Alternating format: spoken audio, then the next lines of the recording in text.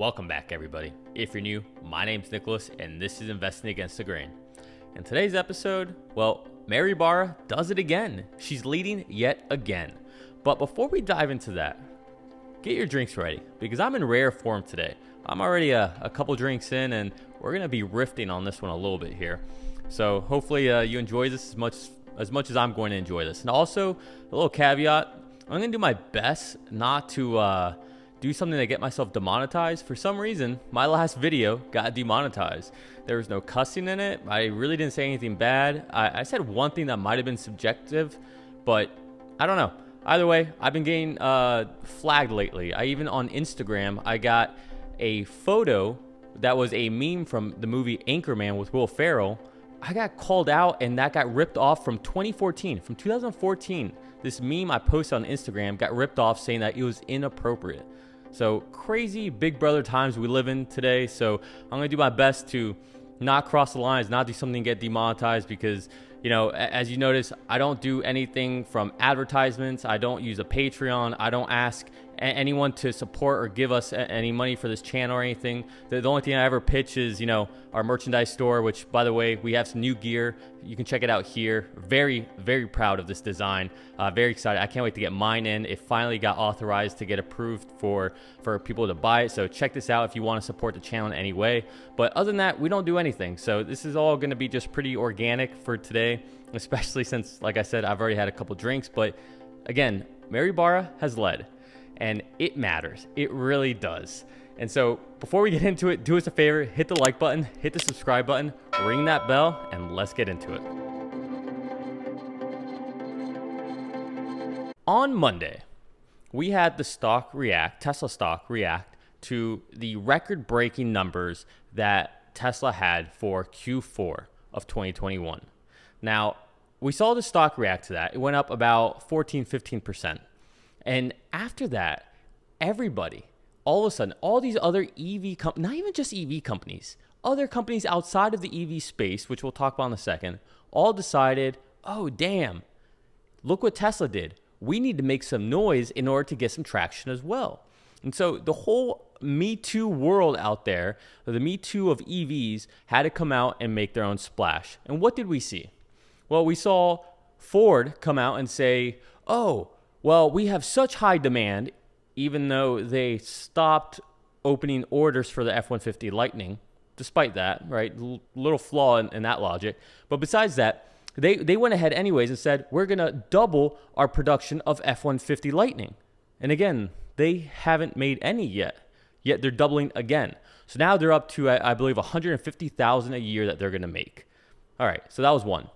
And then we saw Stellantis come out with a new line of this little fluffy, airy-looking vehicle, saying that they're going to come out and they're going to completely revolutionize everything they're doing at Stellantis by 2025. And then we had yet another one. Sony is coming out with their own electric division. Sony is going to come out and make electric vehicles. Apparently, electric vehicles are the easiest thing in the world to make. And so all these companies are coming out. If Tesla can do it, anyone can do it, right? That's the logic here.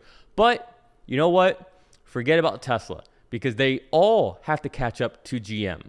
And so today, we're going to dedicate this episode to Mary Barra and how she led. If you guys watched it all, today was CES. And at CES, Mary Barra was one of the keynote speakers, and she unveiled the Silverado, the EV Silverado, right? This is supposed to be their new next-gen revolutionary. You have the Lyric, you have the EV Hummer. And speaking of that, how is that doing? How is the EV Hummer doing? Well, in case you didn't know, the EV Hummer launched in Q4 of 2021, so the quarter that just ended. And while Tesla might have delivered over 300,000 vehicles in that quarter, who cares? Who cares? Because they're not the leaders. GM's the leaders. Mary Barra's the leader. And, as I move my hand, if you go and watch the CES video of Mary Barra, it is comical. All right. I wish that I had the time to edit in here, because it would be comical. But if you watch her, every single time she does this, she puts her hands together and then does that. It's a 2 count. Every single time. It's a 2 count. It's the weirdest thing in the world. So watch that it's almost like she's like, 1, 2, go, go. 1, 2, GM. 1, 2 is better than Tesla. 1, 2, I'm leading. 1, 2, I'm a robot. That's what it feels like. All right, watch it. I'm not making this up. It's hilarious, and it's the only thing I could see once I noticed it. Anyways, getting back on track. GM is leading. Besides the fact that Tesla sold 300,000 something vehicles, who cares? You want to know what GM did? Like, get ready, because the amount of commas on this are ridiculous. They sold in Q4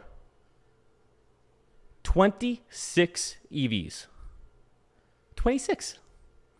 25 were the Chevy Bolt, which they're not really producing anymore, so that's a little weird. I wonder if that's just leased vehicles they got back and they resold. And you know how many electric Hummers, this new amazing revolutionary product that they have, they sold one. So GM's leading. Somehow they're leading, even though Tesla has more sold vehicles than them.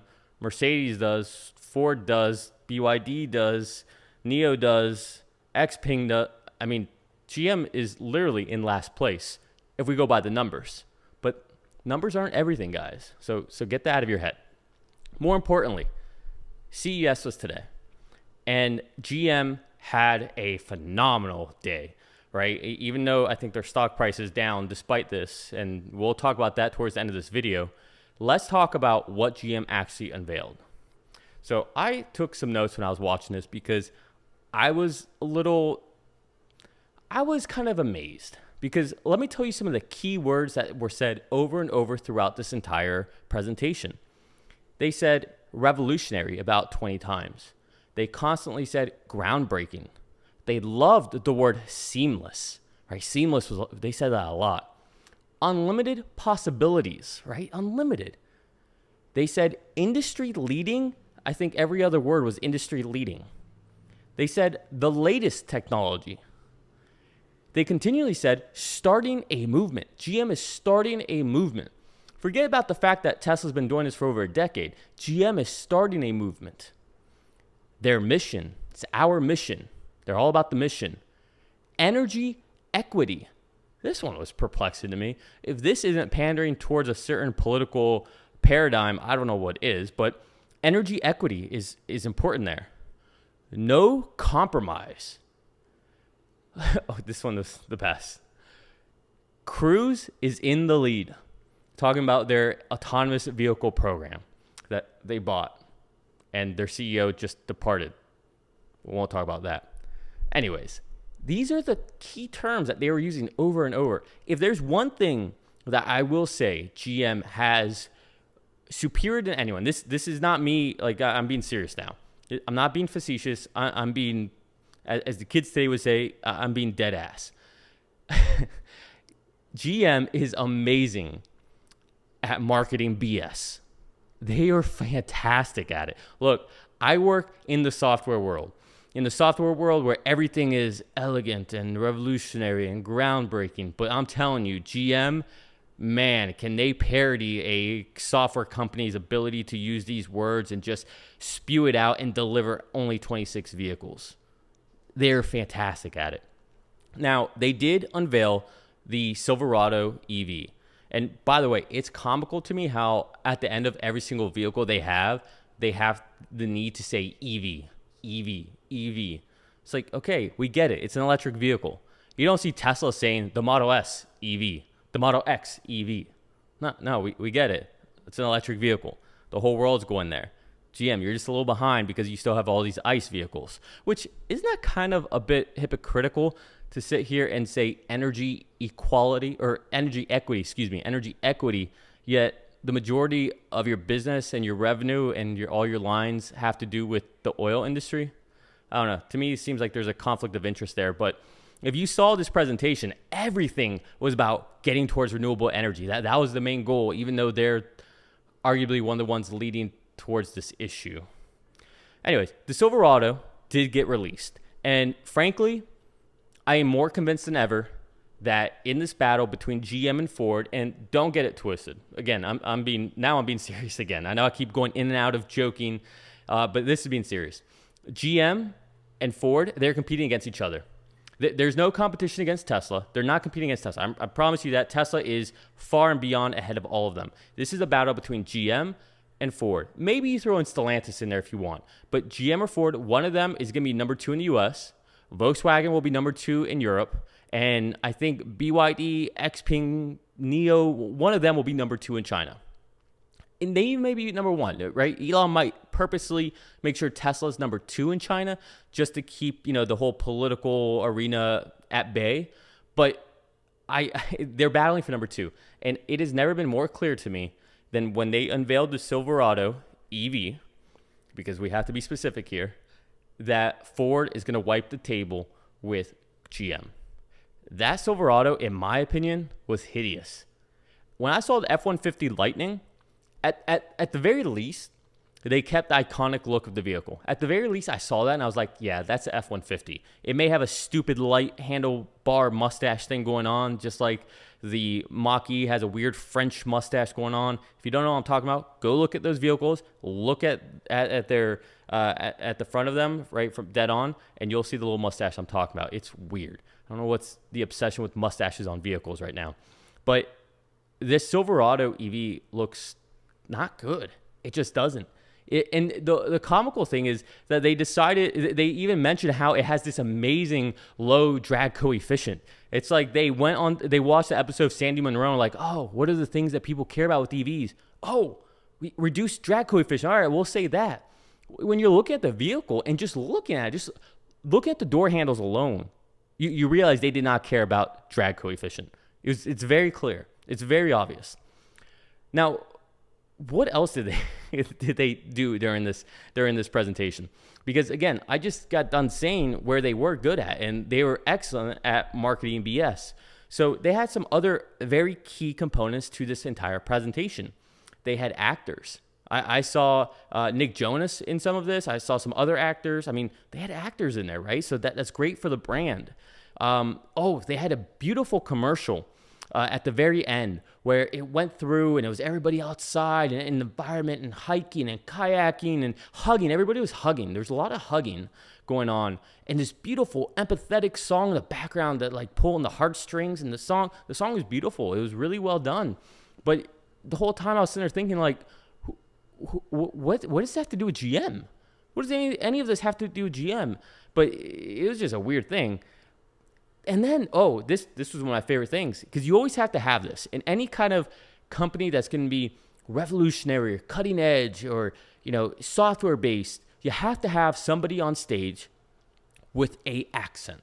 And they had that. They had one guy on there, right? He was tall, he was slender, he had glasses on, had a nice, high and tight thing going on, almost a turtleneck, almost like Steve Jobs look. And of course, he had that nice British, maybe Australian type accent, just to look more sophisticated to the American population. So you had to have that. And then, of course, to pander towards the software people out there, right? The people like me who work in the software industry, you have to have somebody on there who is a software engineer. And of course, they had someone on there who was dressed like a software guy. And he, of course, had to drop the word Linux, as if everyone would be like, ooh, he said Linux. That's a big word. Oh, software. Oh, my goodness. This isn't Microsoft. It's Linux. Oh, yay. They must know what they're doing. They're Linux-based now. Like, that's what it felt like. It felt like they were talking to us like we were children. What else do they have? Okay. So then we have some more keywords. No one can match GM. They said this, what I counted here, at least 3 times. No one can match GM. No one can match GM at what? 26 vehicles? No one's trying to match you on that. On producing your first EV, the Hummer, a vehicle that had such low demand that you stopped making it, back in 2010? No one can match you what? In your only successful EV, the Chevy Bolt, that you had to recall every single one of them because they're all catching on fire? What exactly can no one match you on, GM? What? And then we got into the good stuff, into the real good stuff, where they started to talk about their autonomous software. Now, here's some keywords. Industry's first true hands-free autonomous software. Now, that's a tongue twister, but that's what they said. That's verbatim. leading edge autonomous technology. Again, here's my question. To have the audacity, to have the cojones to say leading edge autonomous technology, knowing that Tesla's out there, knowing that Mobileye's out there, knowing that Waymo's out there, yet Cruise is going to go out and say this. That takes some brass, I'll tell you that. And then the kicker, and this is the biggest mistake that I think GM did during this entire event, is at the very end, Mary Barra said, oh, no, you know what? Excuse me. It might have not been during the CES event. It might have been at 2:15 when Mary Barra had her interview after the CES event on CNBC at 2:15, where she was interviewed by Phil LeBeau, and it was one or the other. I forget. Margarita, tequila. But she said, we are going to be the number one EV maker by mid-decade, by 2025. Okay, so let's get this straight. It's 2022. Wrapping up 2021, Q4, they sold 26 vehicles. 26. Tesla is rounding the corner on 1 million. Tesla is about to open up 2 more factories, Giga Berlin and Giga Austin, which I think will be announced this week. I think they might announce both. Something's happening. Let's intermission here. Something's happening. I feel like Elon's been kind of quiet. I feel like all the Tesla news and reporting has been quiet. We're not hearing much about Berlin. We're not hearing much about Austin. Something tells me that either this week or next week, and I really think it's going to be this week, that we're going to get an announcement that Berlin and Austin are both live and producing. Now, this is just a guess. This is just a hint. Maybe it's the tequila talking. Who knows? Hopefully I don't get demonetized for saying tequila. Whoops. That's the 3rd time I've said it. Hope that doesn't do anything to me. But I think something's happening. It seems like everybody's kind of under wraps right now. Seems like they're in a quiet blackout period until this announcement happens. Anyways, getting back to it. Tesla's got 2 factories about to open, each of which have rumored to be able to do 2 million or more vehicles. And I think it's a lot more than that, by the way. And we're going to make another video, probably tomorrow we'll make it, talking about what this really looks like. I mean, it's one thing to understand the idea that Austin is about to open a factory, Berlin's about to open a factory. But what I'm going to show you is the scale of land that Tesla owns in Austin and in Berlin.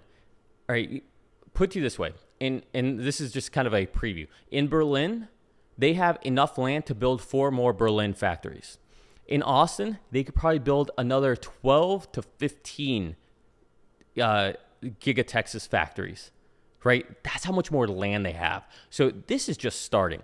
And what we know from a base case is that these factories can do about 500,000 vehicles. So there's a lot of room to grow here, which this kind of supplements, and I'm just really stealing all material for my next video, but this really supplements what I've been talking about for the past, year, where I believe that they have chosen places strategically and then they're just going to expand there. Because once you have your supply chain going, what's the point of making another factory somewhere else, right? If I strategically find, places to build a factory on certain continents and I build the whole supply chain around that, it makes more sense for me to expand my footprint there rather than going through the painful process of recreating an entire supply chain. So again, we'll talk about more of that probably tomorrow, maybe Friday. But the point is, Tesla has all these new factories coming on, right? So if we just say that Berlin and Austin can each do, let's say, 1 million. That's 2 million capability right there. We just saw Shanghai and Fremont put out 308,000 vehicles in Q4. If you run that out for 4 quarters, that's 1.2 million. So 1.2 million plus 2 million plus 2 million, that's 5.2 million conservatively. GM just did 26 vehicles in 2021, at the end of 2021. Somehow, you think you're going to pass Tesla by mid-decade. I don't understand this. But I think that was the biggest mistake that Mary Barra did today. Absolutely. She just put a target on her back for Tesla to make sure that they don't do anything. And keep in mind, This is the company that whenever Tesla was struggling in 2018, 2019, and they were struggling just to keep the lights on, and they're going through production hell with the Model 3 and everything, GM's the company that was telling their employees to use all of Tesla's supply chains, even if it costs more money, with the whole idea of trying to burn Tesla to the ground, right? And I'm not making this up, right? You can't make this up. These are real things. Anyways, let's get back to Mary Barra. So this entire week, it seems like after Elon Musk got done crushing it for Q4, and Monday we saw the stock reaction, it seemed like every single other electric company and just company in general, we see Sony coming into the fold, trying to make an electric vehicle. We see Apple continually, we hear these rumors. Apparently everyone thinks it's so easy. If Tesla can do it, anyone can do it. Yet everyone's still comparing themselves to Tesla, and everybody's still so far behind. It is wild how everyone's just come out of the woodworks. And I almost feel like it's intentional. I feel like Elon is playing 3D chess. He's playing Go, while everybody else is sitting there just literally doing this with their thumbs. They're not even playing checkers. They're just doing this. That's it. And if anything, they're walking backwards, just getting further and further away from Tesla. But I think with CES today, I think what Elon's plan is, all right, we release numbers on Sunday for Q4. We're going to be quiet. We're just going to be quiet. We're going to let CES happen. We're going to let GM do their thing. We're going to let NVIDIA do their thing. We'll let Mobileye do their thing. And then once all of that's over, then Elon Musk is going to come back out and he's going to make a big announcement. Whether it's Berlin, Austin opening, whether it's Berlin and Austin opening, and we're also going to start 4680 production, whether it's the news that came out today that it sounds like China has completed the design for the next generation Model 2, 25,000 vehicles, Model A, whatever you want to call it, that they have 2 different designs, versions ready to go. I mean, I don't know what's going to happen, but it seems like there's a building for something going on here. All right. With that said, I want to look at one more thing. I know I'm kind of ranting today, but hey, you know what? This just kind of got me into rare form watching this CES event, watching Mary Barra. It's just comical.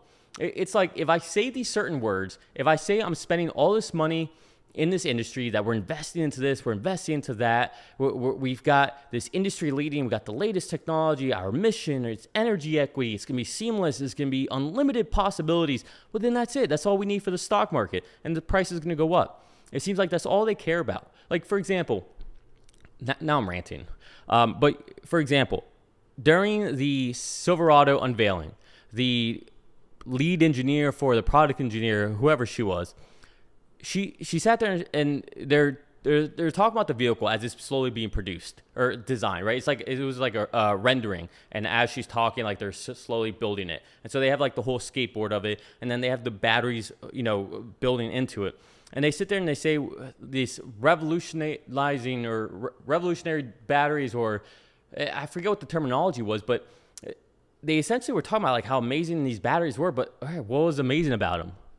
Like, everyone talks about this Ultium battery. What is so great about it? Can someone tell me? They're still pouch batteries, aka the worst design you can have for wicking away heat. The best design you can have for having thermal runaway to have fires are pouch batteries, right? The pouch batteries are not. When we talk about first principles with someone like Elon Musk, right? Specifically from an engineering perspective, right? The idea of pouch batteries it makes no sense. I don't even understand how you get to that point. Like, I understand a concept of pouch batteries from a very small scale, but for vehicles where you need, 50, 60, 70, 80, 90, kilowatt hours, it just makes no sense. It makes absolutely no sense, especially with the ability to have any kind of coolant, whether it's air or liquid or something to go through to have that heat exchange. From an engineering perspective, I'm telling you, it makes no sense. And this is somebody who I have extensive experience with thermodynamics, with heat transfer, with heat exchangers. I mean, I've spent a lot of my career as an engineer dealing with this. It makes no sense. It's honestly one of the worst things you could possibly do, at least from an efficiency perspective. It can work. I mean, it does work, it happens, but it's just the risk isn't worth it, and it costs more, and it's more difficult to build, and it's just not efficient at all. Anyways, there's no one says, when they say revolutionary, they don't follow it up with anything. When they say groundbreaking, they don't follow it up with anything. What is so great about this? I'll give you an example. The guy who got on stage and said the word Linux and thought everybody would freak out about it. They were talking about their Ultify development, right? Ultify. This is essentially their software as a service. Their amazing new software they're going to have. And he started talking about how amazing would it be if, as you pulled up to your garage, the door opened and you pulled in, the lights just turned out and you got out of the car, like, and all these things, or you step into the car and it just turns on and all these things. Like, dude, like, that's supposed to be impressive?